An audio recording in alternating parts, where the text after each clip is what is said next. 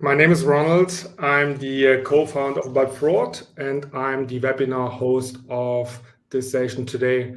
Today we talk about detecting counterfeit IDs, and we want to come from different angles. What is the old tricks and what is the new tech? We have a great panel, and before going into all the details, I would like to address, like always, one housekeeping rule. The housekeeping rule is please be active and please ask questions. So on the right-hand side of the tool, you can see a chat box. You can post your questions anytime. We're trying to incorporate the questions during the conversation, and maybe have some more time at the end to going through the questions which we could not address during the slides. But before going into all the details, I would like to give the stage to our speakers of today. We're still waiting for Jeff, so still he's coming in. But I would say let's start with Blair to give a short intro about yourself. Blair, stage is yours. Hey there, everybody. Blair Cohen. I'm here to talk about something I'm pretty passionate about and something that I've been focused on trying to solve for better than a decade now, and that's counterfeit IDs and the use of those and how prevalent they are. Prior to this, I'm a serial entrepreneur and created a background screening company called Infomart. It's still one of the top 10 in the world. And that was really the impetus for creating Authentic ID and doing in the background checking world, we do identity, but we do it the old fashioned way. And we've come a long way in this regard. But the old fashioned way is for somebody to assert a social security number. We would take it, run it through the credit bureaus. And if the name they asserted and the social they asserted matched from the credit bureaus, then identity was proven. But what we started to see in the early 2000s was a dozen names come back associated with the social, 50 names come back associated with the social. So that's when it really dawned on me that we've got to come up with something better to prove identity than just using knowledge, just using what you know in your head, because everybody can learn that. They can steal it, they can buy it. So we focus on using things that are much harder to steal, something that's considered the gold standard for proving identity across the globe, and that's your government issued identity document. And then to prevent somebody from picking your pocket, stealing your real ID and using it for a nefarious way, we combine biometrics to make sure that the person at the end of the transaction is the person depicted on the ID. I'm here to talk about some of those techniques today.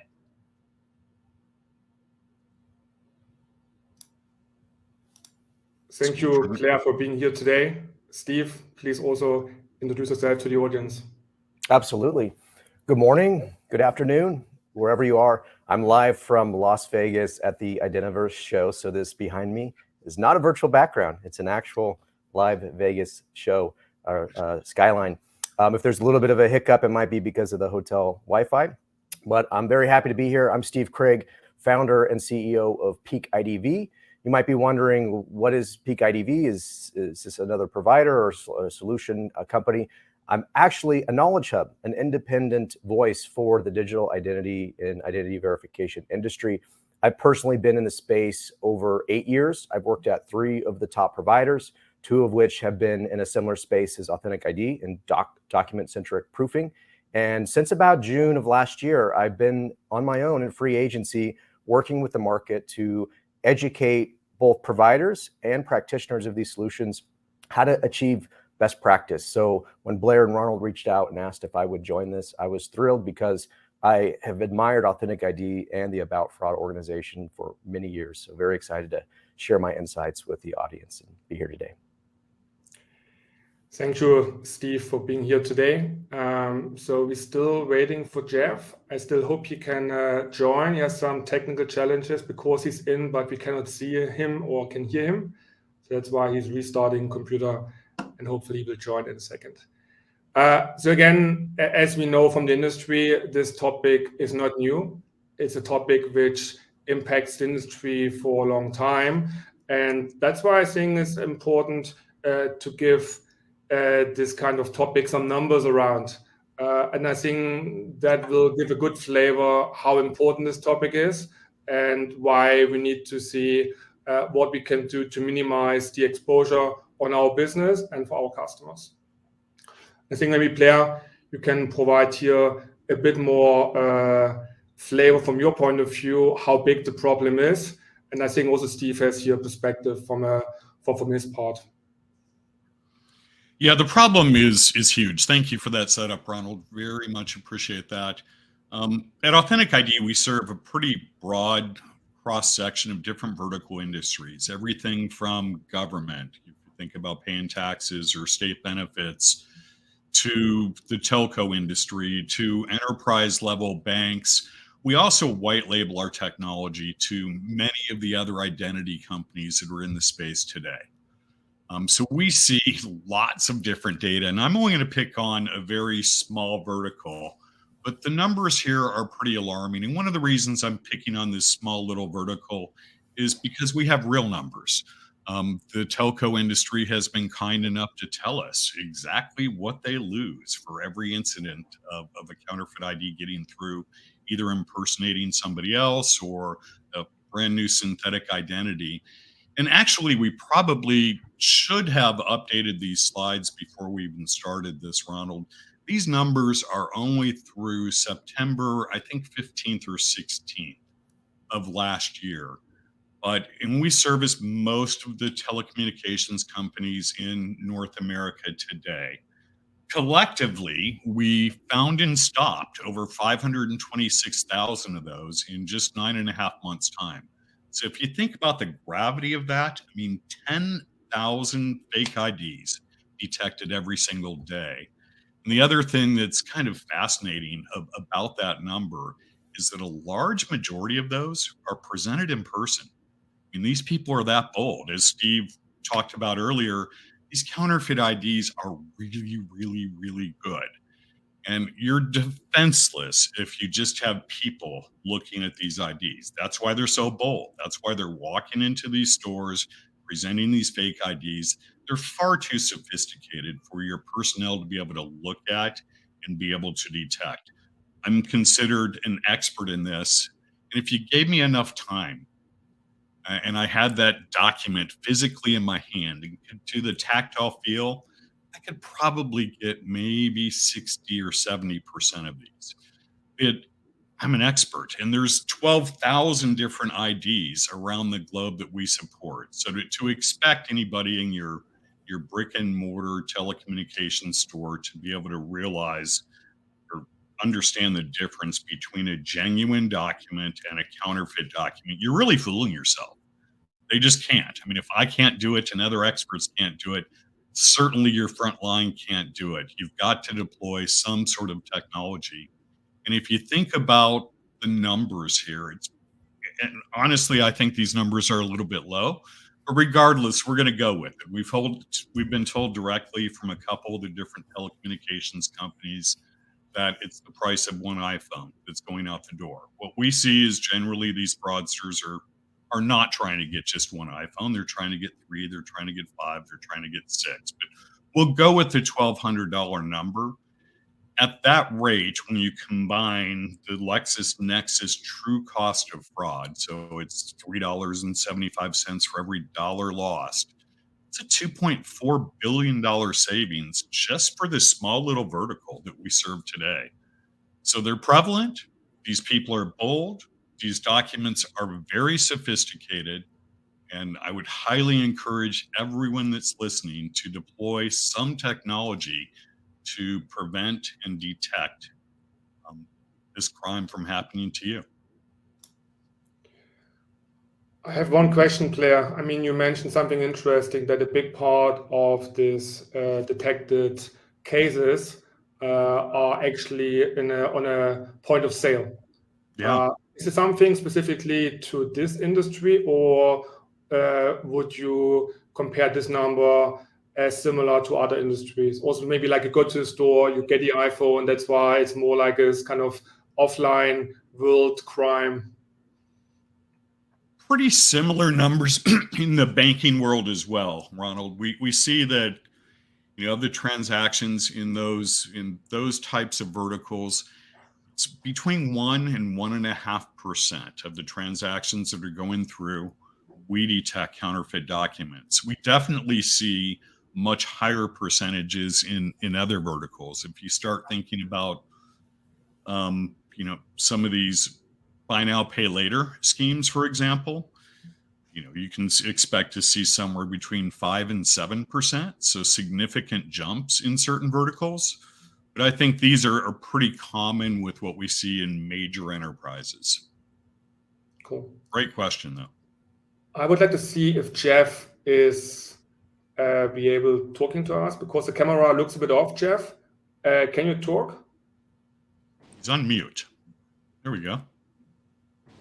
I am here. Sorry about the technical difficulties. Can you hear me now? Yes, we can hear you. And welcome to this panel today. You just missed the intro, Jeff, so please give a minute and tell us who you are, what are you doing to the audience. Sure, absolutely. And thanks for having me, and sorry for the delays, folks. My name is Jeff Dant. I'm the head of fraud prevention for Ally Bank, and I cover the invest and deposits organizations. My role here is fraud prevention for the first line, and we'll dig deeper into kind of how prevalent this activity is in the space that I work in, particularly for account opening activity as well as account takeover activity, where protecting people's accounts is our business. As far as my background, I've been in the banking space for a while now. I've had roles at Citibank, Bank of Montreal. I was at TikTok for a while to help build out their financial crimes program.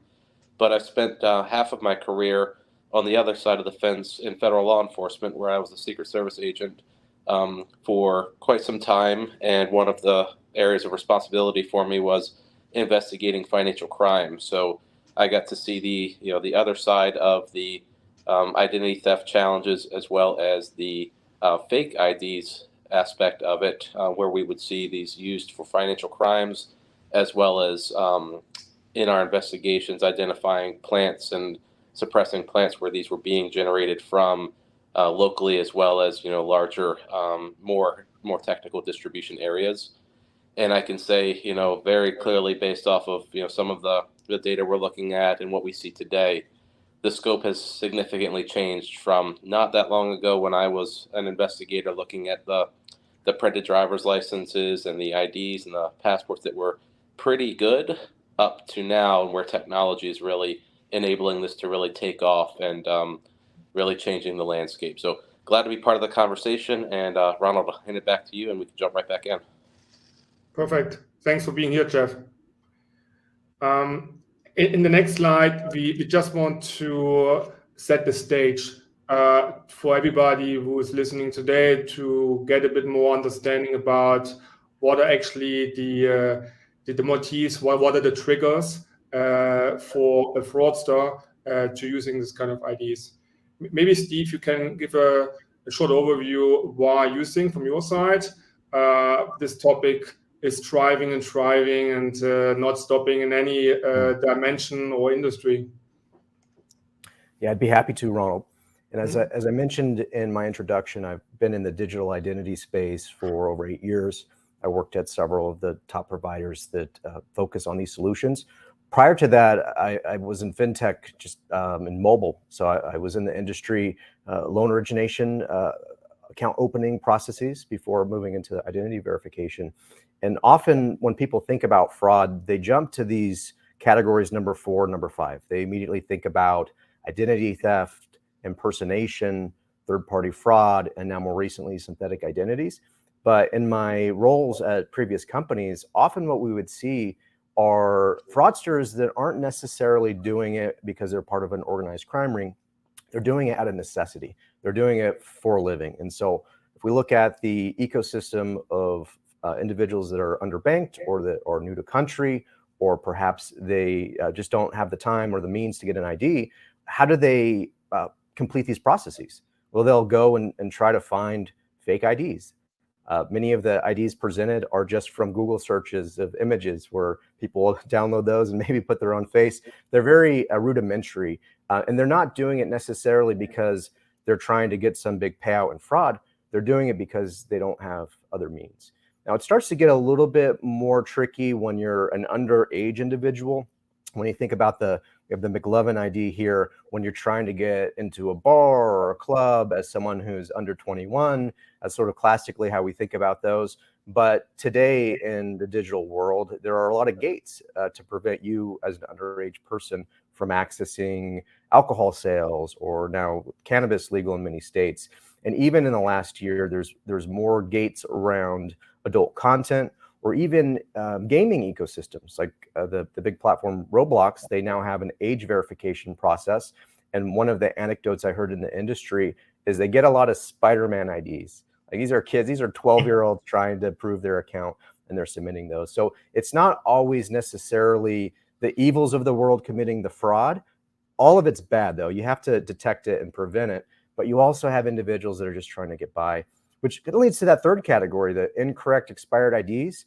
We all know how painful it is to go to the DMV and to make time to do that. And if your ID expired, or maybe it's your passport and you haven't renewed it, and you have this process you have to get through to access a benefit, or maybe to open an account you need, sometimes you just, I want to put it in Photoshop and edit it. Like, no harm, no foul. I'm just changing one thing on it. But those are things that we need to detect as an industry to prevent what gets into 4 and 5, which are the really dangerous fraud attacks. I'll just add to that, Steve. It's kind of funny you brought that up. The first deployment we ever did was with a very large home improvement company. And the numbers that we saw there blow away what we're seeing in the telco industry. I think it was 12.8% on return fraud when people were bringing returns back to the store to get cash for it. 12.8%. But what they found is that most of these people were good people. And they were legitimate returns. And despite the fact that it was such a high percentage, they never ended up going with document authentication technology. I don't know if they've reconsidered that today. That's been a number of years back, but we literally saw that. Yeah, I've seen that time and time again as well at different, and it varies by use case, it varies by vertical, it varies by how you've implemented in native or mobile channels. But generally, most of the counterfeits or the forged documents, they fit into some of these categories. And so understanding motive is important to know treatment, because if you're dealing with sophisticated synthetic identities and you're dealing with documents, you're not going to have the same treatment of someone who's just presented a date of birth change or an address change in the document. Mm-hmm. But maybe one question, Blair, from your data. I'm just curious, how many IDs are really fake, and maybe how many are maybe just like expired or under? I mean, is there kind of really an industry behind which really creates completely new IDs, or is it more like let's say the lefts and rights where someone is using ID but it's not the real person? Do you have any numbers here? Yeah, there's such a wide variety. So when we started, what we typically saw was the physical counterfeit ID that you order from another country that take weeks to get there. And oftentimes those people was for kids that just wanted to buy alcohol. Oftentimes they might use the real name because it's too hard to remember after you're drinking, and they would simply modify the date of birth on there to make them of age. Today, it's not really what we see that often. These people need to act with velocity. So when there's a data breach that happens, people need to be able to steal that data, use that data, and act with velocity and use it very, very quickly before the authorities get alerted of the breach and consumers start being aware of it. So there are thousands of websites out there today that you can go and you can get a digital, and in some cases, a perfect digital example or template of pretty much any identity document that you can think of around the globe. And you simply type in the information that you want to appear on that document and upload a photo, and boom, there you've got it. And those can be submitted in some sort of online transaction, right? You're going to have a hard time presenting that in a brick and mortar. This is a digital replica of a document. You can't really do that. But in an online situation, it may pass. It's certainly not going to pass a more sophisticated examination that companies like Authentic ID and others process. But nevertheless, they are out there. They're very easy. They're very inexpensive. In a lot of cases, you can get the perfect template meaning visually it looks exactly like the Georgia ID or the California ID, for as little as $25. You can download it right now and type in recently breached data, recently stolen data of real people. So when you go to run downstream queries, credit reports, and those kind of things, the data on the documents is going to match a real person in a lot of cases, or we're definitely seeing tons of synthetics. There's been a massive increase in synthetic identity use, particularly among the banks. I was just at a conference in the past couple of weeks, and a reputable fraud expert quoted that many of the major banks have stopped opening up new accounts because they've discovered that up to 70% of new account creation has been done with fictitious identities. And most often a fictitious identity comes with a fictitious identity document as well. I think that's a good point, Blair, and it also maybe leads to the poll which I have prepared on our side, because now we talked about numbers, how big is the issue. You gave also just an example how easy it is to actually create such an ID. That's why it's a good question to the audience. Does your business have a strategy and solution for combating counterfeit IDs? Because now we got the point, it's easy to start this kind of business. There are many reasons why someone could create such an ID. So that's why the question to the audience, how ready is your business to really face this kind of challenge and minimizing the exposure for your business? I mean, as Blair mentioned, if companies getting over 70% fake accounts, I mean, it's a massive business impact for everybody. It costs a lot of money operational wise, but also it's really faking your numbers internally if you're creating all these new accounts, which maybe needs to be closed down the road. So we give a minute to finalize the poll, but in the meantime, we already can jump to the next slide. And here I would like to get from Jeffrey his point about how is the, let's say, evolution of this issue and what do you think is like on the rise? Is there any kind of new topic coming up? I mean, everybody talks about this AI topics. Is it really driving that much a change or the volume in this counterfeit IDs? Yeah, I think in general, we look at the problems and the threats, and we need to look at them, together and understand what the, which road we're going down and how these influence each other. Just as we discussed, a lot of institutions are seeing very large scale attacks and trends of attempted account opening, account takeover activity based off of the prevalence of the data that's out there. So more data equals more challenges for banks, for all of those places where people would leverage that for their bot attacks, low and slow attacks. All of those common things that we see are a challenge in and of itself with that. And then when you start to add in the technology such as AI or just good technology that's being leveraged by these fraudsters to create the IDs, and you couple those two together, the problems become larger. You don't just have the velocity of the attempts at the fraud activity, it just gets sharper and sharper, and then all of our existing processes to detect and mitigate that start to open up gaps that get exploited more and more. So yes, these are very concerning areas, especially with the ease and access to AI and the constant development of it, where it can be leveraged for a lot of good. There's going to be a lot of fantastic good that we can use for AI, but we always seem to be behind the fraudsters because they are not tied to regulations or any sort of rules to operate the way that they want to. So leveraging AI in the creation of the identities, the population of identities to match the stolen data that they have, and start to further develop those attacks that look like normal behavior, segmenting out your IPs and your ISPs, being able to geolocate those attacks closer to where you've got that identity home base to combat some of the rules that exist. So it's a scary environment out there, and we're up for the fight, and we're ready to continue to partner with great teams and great technology to combat this. But it is something that we look at constantly. Claire, Steve, anything to add from your side? I mean, all of us have been in the industry for a long time and everybody sees similar trends. Is there something, Steve, from your point, which you would say a topic which sticks out, which maybe not everybody talks about, but is really an important point to keep an eye on? Yeah.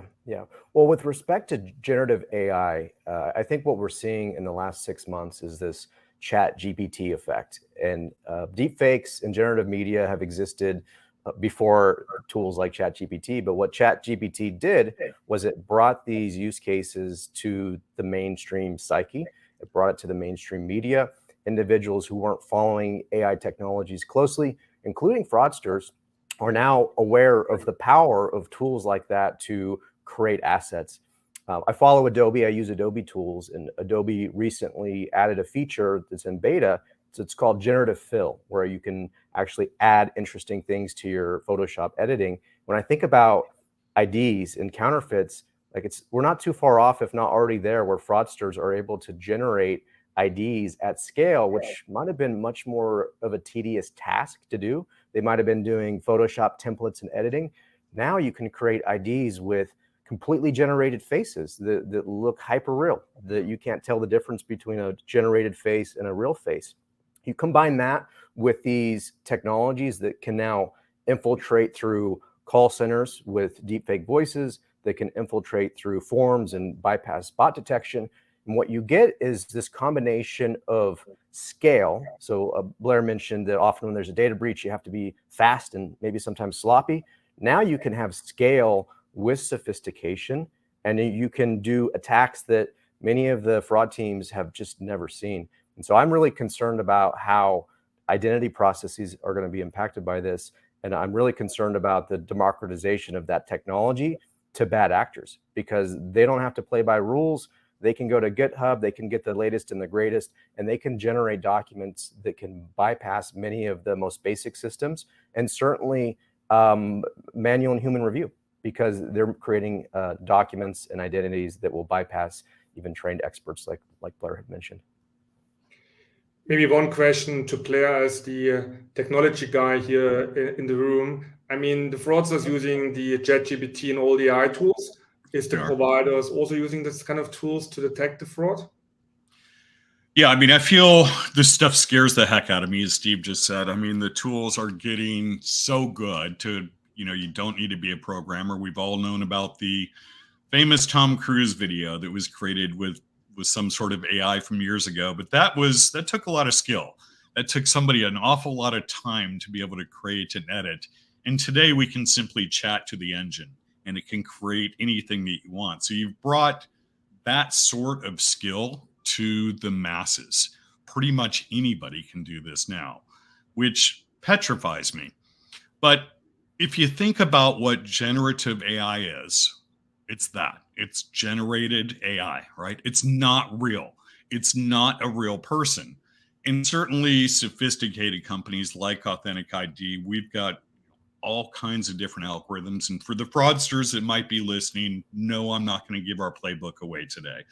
But I will tell you that you've got a big uphill battle.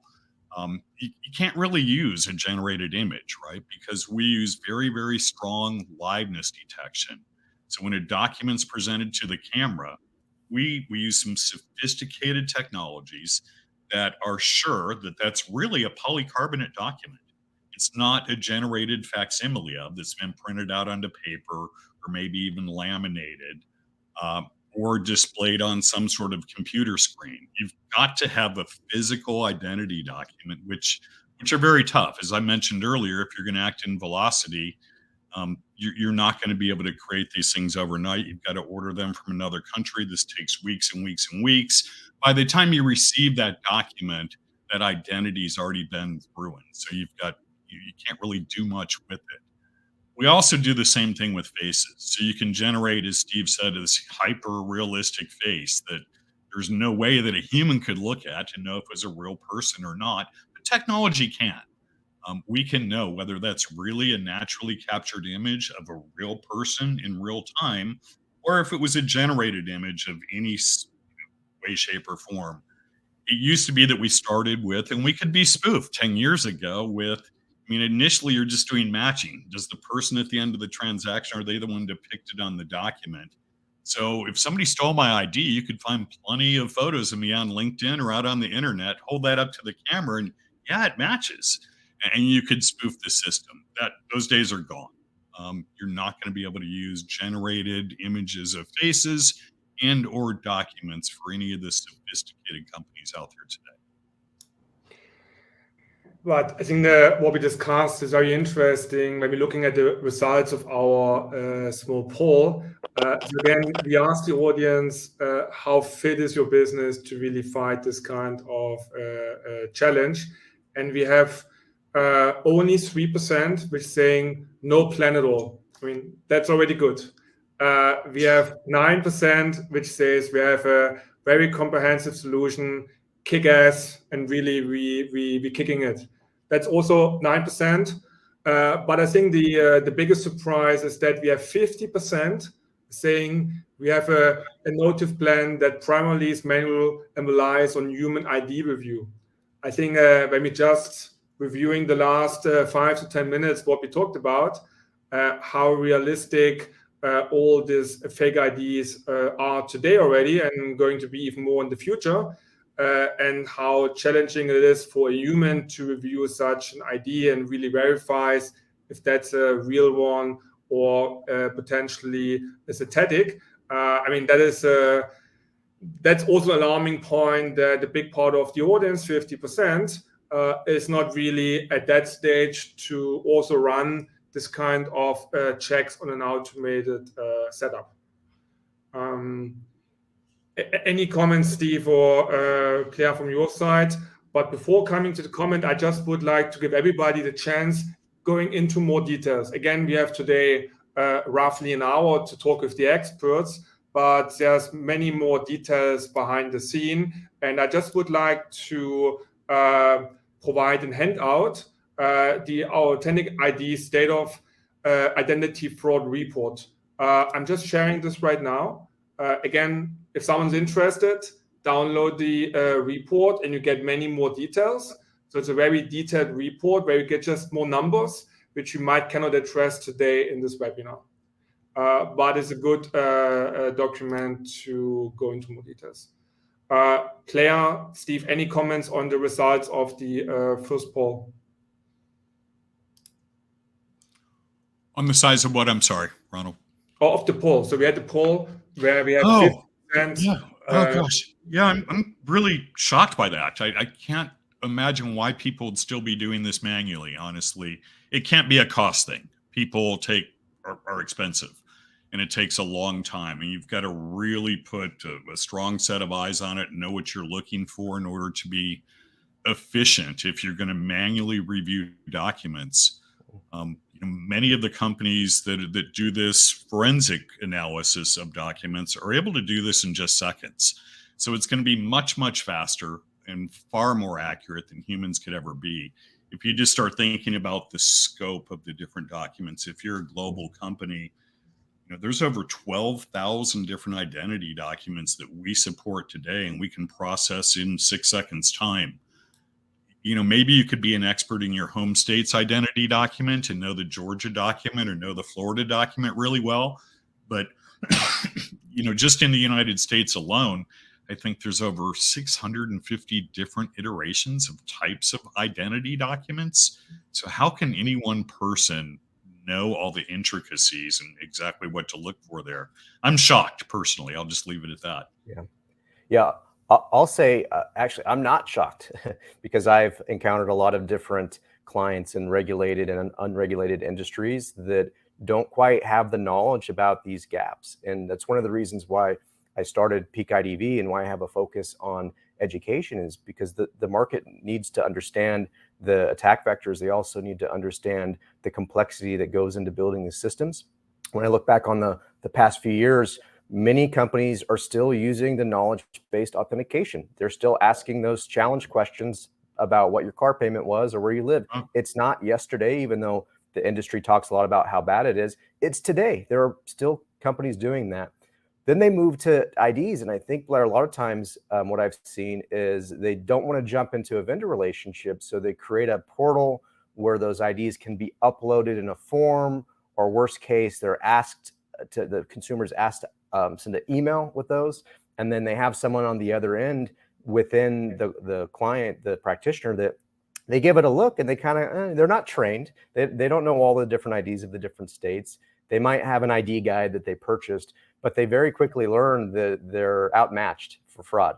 And so then they move to that next step of working with a provider and understanding the technology basis. But it can be hard because there are now a lot of solutions that are all over the spectrum, from really advanced, fully automated solutions to solutions that are heavily manual, that require people in call centers to look at them, to some middle ground. Like, depending on what region you're going to service, not all solutions are going to be good at all regions and all documents. So it takes time to go through that journey.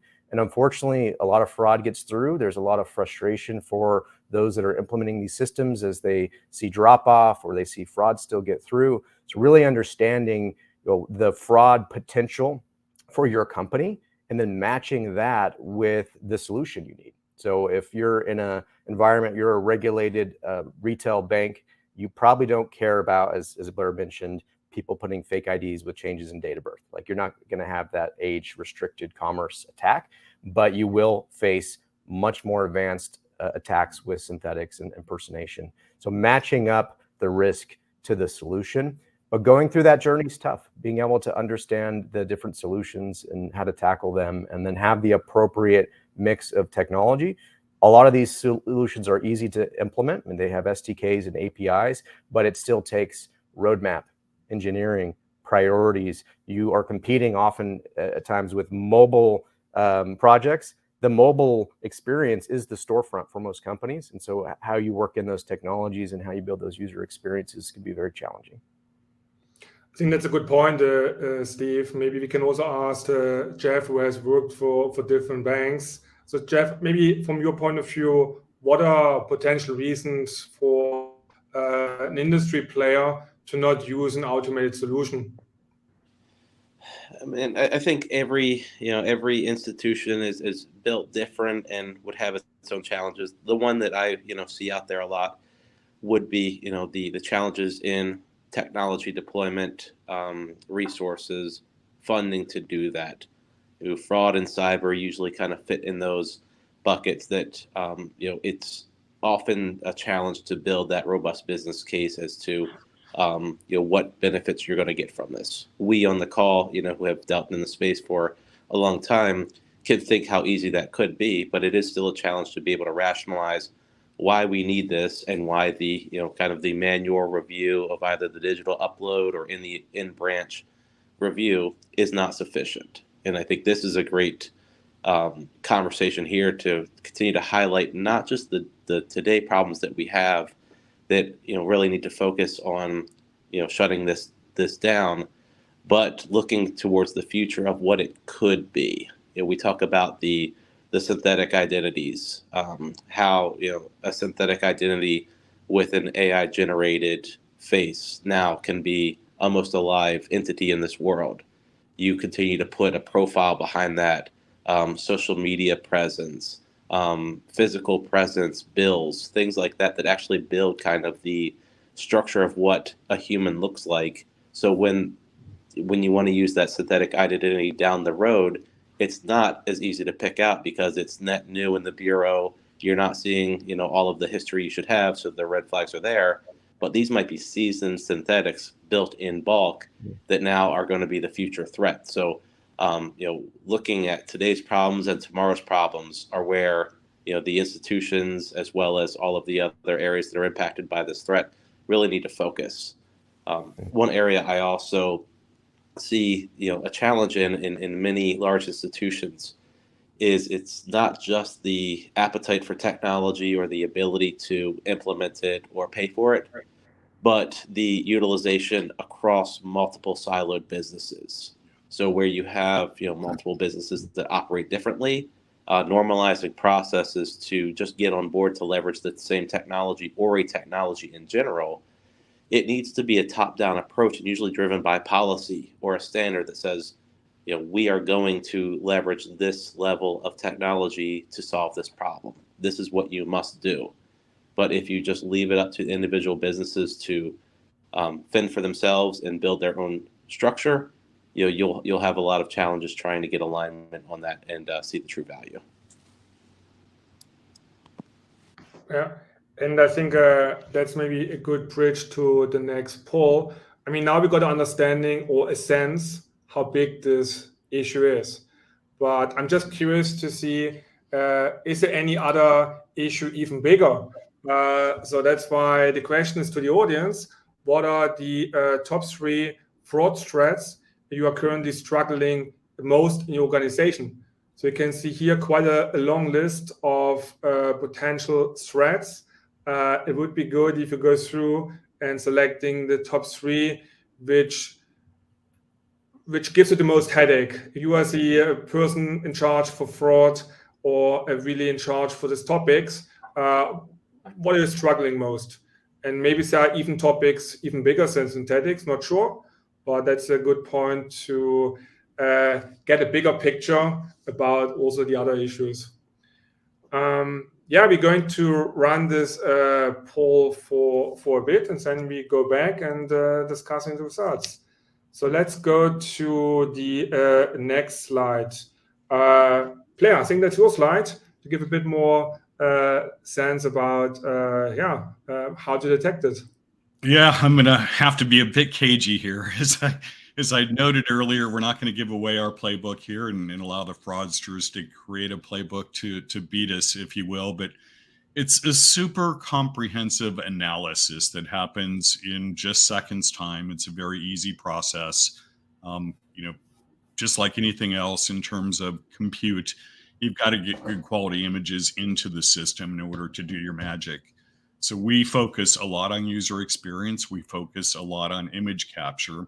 And we make sure that we're getting at least 600 DPI in resolution so that we can see details using computer vision that people can't see. If most of you were to pull out your ID right now, you're going to see something that, to your eye, looks like a line on your document. However, under magnification, it actually says something. It's called microprint or even nanoprint. It's even smaller. So when you're doing a forensic analysis of a document, we can pick out features, security features like that, and verify that they exist, that they're precisely placed on the document, that we get the right color response from them, and that they say what they're supposed to say. So for example, in the state of Minnesota, that little microprint line that I just talked about, they misspell the word Minnesota intentionally, knowing that most fraudsters are going to spell Minnesota accurately. But under deep magnification, we're able to make out these microprint, nanoprint features and make sure that the feature is exactly what we expect to see. And it's a wide combination of everything. I think in the past, it was more of a visual analysis. So we're looking for the security features, looking for the patterns. Do they exist? Do we get the right color response? Are they precisely placed? And while fraudsters still make mistakes in that regard and buy cheap IDs that don't have all of the right features visually, they still make tons of other mistakes. So we look at things like behavior. So when a person's going through the process of imaging their real ID and their real face, they act in a very specific manner and pattern. They hold their device in a certain way. They use a specific camera. I think we run about 60 different tests just analyzing behavior. Does this person look like they're going through this process the normal way a real person would? Or are they exhibiting signs of trying to spoof it? We look at the EXIF data. If the guy is supposed to be in Des Moines, Iowa, and we're getting a Wi-Fi address from Senegal, that's a bit of a challenge, right? So there's a lot of data that can be captured in the EXIF data, not just GPS coordinates, but analysis of the EXIF data can be super helpful. Another area that the fraudsters just have a really, really hard time getting right is the textual analysis. if you think about, if you look at your ID, there's a lot of data there. And a lot of data that you think doesn't mean anything, but it really does. I mean, in the US, for example, there's right underneath your photo, there's this DD number. It means document discriminator, and it varies in length by state. But that pattern and what's embedded in that DD number is very specific.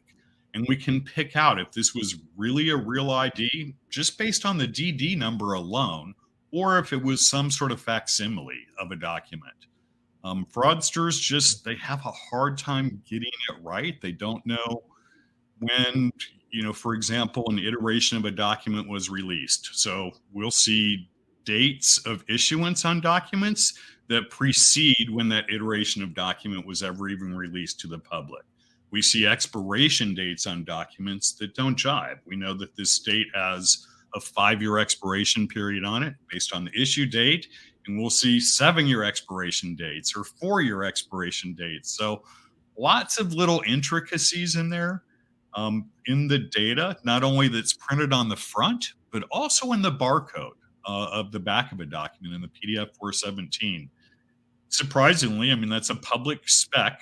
The PDF 417 specifications designated by AMBA, it's made public, but it's very rare that we see a perfect barcode ever created by a fraudster. They generally make plenty of mistakes in that regard. So the visual analysis is super important, and it includes many of the things that are listed down below. Is the data in the right spot? Is it the right font being used? Are the security features there? Are the holograms there? Is the watermark there? Are the patterns that we expect to see there? But the material analysis can be pretty important as well to prevent this proliferation of digitally created fake identity documents. We know that that's really polycarbonate or really Teslin. So you're going to have a hard time creating a document digitally, printing that out on a sophisticated color printer. How are you going to get it on polycarbonate? How are you going to create the 7 or 8 different layers that are used in constructing an identity document? It's very, very hard. But it's a constant battle. We continue to fight and continue to come up with new ways, and every now and then we see a new technique that we'd never thought of before, and it's kind of whack-a-mole. I think an interesting question came in, a player from Matteo, who's actually asking, how do you train systems to detect fraudsters if you said that sometimes these documents are well edited that could be confused to experts? Again, everybody's using machine learning. Also, you're going to use machine learning. So how can you train the system? Are you using any kind of negative data, or are you just exploring with a dedicated expert team what is out there and feeding your algorithm? Maybe you can give a high-level idea how you're staying up to date here. Yeah, it's all AI and ML, so we act very, very quickly. So we've got a strong feedback loop with our customers. Anytime that we tag a document as counterfeit, that immediately goes to the research and science team. And they go to number one, validate our decision, but B, try to find any new clues that we can discern from this new iteration of counterfeit documents. So that's what it's all about. Steve, do you want to add to that? Yeah, I think you did a great job, Blair, of highlighting the complexity here. Maybe telegraphed a few things that fraudsters are going to run after this if they're on and correct. But this complexity, it's really important to have scale. So the providers that do a great job at this have lots of customers and they see lots of IDs. I often worked with clients that were trying to build some of these things in-house. They're like, oh, we've got some computer vision folks and we know data science and we have a lot of scale. So they'd start on these projects, but they didn't understand that in the US, there's 50 states and territories, but that doesn't mean there's 50 documents, right? There are hundreds of documents, different vintages, and being able to keep up not just with the good layouts, but the new layouts, then the new attacks to those layouts, that's very, very difficult. And your speed and responsiveness to seeing those come in, being able to correct and adjust is really important if you're going to close those gaps. fraudsters learn which of the 50 states have the weakest security features. And when you go to these sites, like Blair mentioned, you'll see the common ones you can get. And I won't name names of states because I don't want to offend specific states, but some are really basic. And what we've seen in the US with the Real ID Act is a push to try to create more standardization and to put more phase gates in order to get those documents. But you really need to have a level of sophistication to match all of the different ways that you can attack these. And that requires just being very vigilant and keeping pace and proactive where you can. Mm-hmm. We have roughly 9 minutes left for the webinar. I would like to do 2 things. One is everybody can pick a question from the list. So we've got a very active audience today with a lot of questions. Maybe Blair and Steve, you maybe can look about a topic which you like to address. And I would like to go to Jeff in the meantime. And Jeff, from your side, again, being on different part of the game, working at different banks, is there anything, Jeff, from your side, which you would recommend to get started? Again, we have seen a big part of the audience is still in the manual process. Is there any kind of specific recommendation, Jeff, from your side, which you would recommend to get started or to look at? Is there any kind of low-hanging fruit which you see from your side? Yeah, I mean, it's a pretty broad question with a lot of areas that you'd want to start to look at to add value. But when it comes to the areas where this threat would persist, I would say start to build in awareness of what the problem is that you have. We can all assume that the problem exists, but find ways to look at your volume, your operations, your processes now, and materialize how big of a problem it is, and then forecast what it can be to start to build that business case. And if you don't have any idea of kind of what problems you have now, that might be a larger problem as to how you assess your gaps, how you assess and look at it from both lenses. One, current state. What are the gaps that we have? What can we do to address it? And then on the other side of it, what would this look like from a fraudster's view? Looking at it from an attack surface, red teaming type of activity there. What would be exploited in my environment in this area, and then how do I start to close those gaps? Technology is obviously one of those things that you want to understand what you have, what you don't have, what's out there, and really start to build out the architecture and the roadmap of what data and technology you have that can help with these problems, and start to layer it on into business cases, prioritization, and get that executive buy-in. Build it up to the people that can make the decisions, help support your decisions, be your backing both financially as well as growth, and just start to build the awareness of what needs to be in place. So I know it's a very basic answer, but it's a basic foundational area that I think oftentimes gets skipped. We want to, shoot for the stars and have the best technology, and we want to have everything working. But if you don't know where you currently sit, a good view of realistic foundational gaps that you have, it's going to be hard to build off of. Thanks, Jeff. I think that's a good point. Again, taking a very structured approach to identifying where the biggest pain is now, to prioritize many topics. Thanks, Jeff. Blair, we have actually one more slide which I missed to pull up. I think there's a good fact slide. Maybe you can give a bit perspective based on your data. Where are the most fraud attacks happening at which time? Yeah, it is pretty interesting. The populous states, if you look at the top 5, they're probably the 5 most populous states in the United States is where we see the most attacks.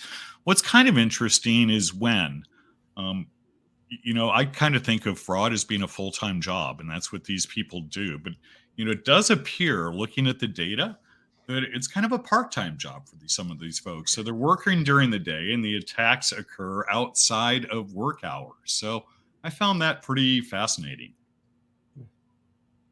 But could it have the reason that maybe if someone does a manual review, that maybe the team who does reviews has this kind of 9-to-5 job, and maybe that's the time where the fraudster is going to submit applications or other steps, because they know maybe less people are in a shift, and maybe they are just having less time to review my case. Could that be something, or is this just like nonsense? Yeah, potentially. We're going to continue to monitor the data and see if we continue to see that same trend. But the 4 to midnight is, the predominant amount of the attacks. Steve, your chance picking one question and giving a very precise and good answer. Sure, I'm just reviewing some of the questions here. There's one from Nicole about the ease of detection in synthetic identity versus identity theft. Yeah, identity theft or impersonation is different from synthetic. So with identity, you're actually trying to take over someone else's good name, right? You're impersonating them. So you may collect information about them, but then you may mix and match that with a phone or an email that you own. In some cases, you'll try to create an ID and you'll photo swap yourself in there to do that. Ultimately, those impersonation attacks are detected much more quickly because someone raises their hand and they say, I didn't open that account. I didn't open this credit card. And so those can be tracked a little bit faster. Synthetics, there's no victim other than the financial institution and all of us. These identities are of people that don't exist. They often get created first in the credit report ecosystem, and then they're built to add to checking accounts and perhaps loan accounts. And many of the fraudsters will use these over time to mule money, to do money laundering operations. And you as a bank or practitioner of these services, you won't detect those. And you may, in some cases, look the other way because oftentimes synthetic identities are paying on their loans, right? They don't become credit losses because they're using them to seed other synthetics. So you need a different set of tools. And that's where you combine really sophisticated document techniques, very sophisticated biometrics, but then you have to understand the data, the behavior. Synthetic identities are typically going to be attacked at scale. So some of the things that Blair mentioned around being able to detect if those images are actually being captured or they're being automated, much more challenging. And again, that's why the industry has started to focus more on those, because there are millions of those synthetic identities in our financial ecosystem, and it's only a matter of time before they bust out and cause you loss, or they launder money, and that money goes to evil things in the world. Yeah, thank you, Steve. Claire, from your side, any last words? I mean, we got so many questions, and I'm sure we're going to review some of the questions and come back dedicated. Some of you guys who ask good questions, and we want to make sure you get our point of view and more details. Again, don't miss out to download the handout, which gives a lot of more details about this topic and some more perspective to understand this challenge, this kind of attack in a broader perspective. Claire, any last words from your side? I agree with many of the comments here. I certainly wouldn't allow uploaded documents if you can have a chance to control that. In some government agencies, due to inclusivity, you have to allow uploads, but it's certainly a large attack vector. Speaking of large attack vectors, we used to see pretty sophisticated silicone masks being used to impersonate folks. They've moved beyond that now because the liveness detection can detect those surfaces and know if it's a mask or a real person's skin. The concerning thing for me these days is injection attacks, which we're starting to see rise with regularity. So they're bypassing the camera sensors altogether and injecting images into the API flow. And that is a very, very challenging problem to detect and stop. Steve, from your side, any last words? Yeah, last words. I'd say when you start on this journey to implement or improve your identity document verification process, don't go alone. There are a lot of industry experts that can help you. And when you look at vendors and providers, find one that is willing to partner with you, one that is focused on learning and adapting, because you need to be responsive to the ecosystem. And it's very easy as you get into conversations with different providers to understand if they truly have the complexity in their tool set to counter these threats. There are a lot of companies that have emerged in the last few years that are simply just classifying the document and helping check a box. If that's something you want, okay, pursue it. But really think if you have a fraud problem, you need to have a solution provider that's going to help you solve that fraud problem. Perfect.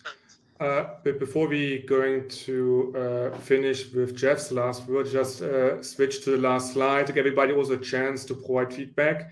So we doing these webinars from time to time with great experts about different topics. We always looking for feedback to improve the setup and the let's say the content. So please scan the QR code and provide your feedback. And the last words are to Jeff, and then we closing almost in time our session of today. My last words would be, be vigilant, and this is a partnership that we need to all work together to lock these avenues down and make sure that the proliferation of the criminal activity stays down, and not just push it around, but actually make it very hard for them to be successful. And while we look at our business cases, they have business cases too. They invest in their own technology, their own resources, their own infrastructure. Let's make that not a good business case with shutting them down early. You're here. Perfect. Then again, thanks to Jeff, thanks to Blair, thanks to Steve for being here today and sharing your perspective. Thank you to the audience being so active and asking many questions. And yeah, have a good day and see you soon. Thanks, everybody. Bye.